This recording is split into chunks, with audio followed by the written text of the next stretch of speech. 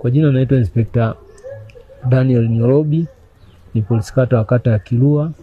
Leo nimetumia siku ya Jumapili kwa kupita nyumba za ibada kujaribu kukumbushana sehemu na wajibu wa kila mmoja wetu kuhakikisha amani, utulivu, mshikamano vinaendelea kuwepo hata kipindi hiki ambacho tunakielekea cha siku ya uchaguzi mkuu nchini tarehe 29 mwezi wa 10, ambapo katika jimbo letu la wilaya ya Siha uchaguzi huo utahusisha ngazi ya rais na madiwani.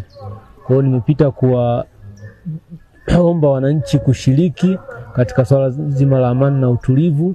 Kwa wale wote ambao wameandikishwa katika daftari la mpiga kura kufika katika vituo vyao na kushiriki haki yao hiyo ya kikatiba kwa kuchagua viongozi ambao wanahisi watakuwa sehemu ya utatuzi wa changamoto za maisha yao. Sasa tume imeandika majina siku 7 kabla ya wale ambao wameandikishwa katika daftari la kudumu la mpiga kura.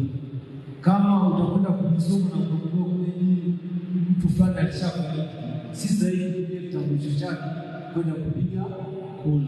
Tukumbushane kwamba kitendo hiki cha siku moja kitapita na maisha yetu yataendelea kama kawaida.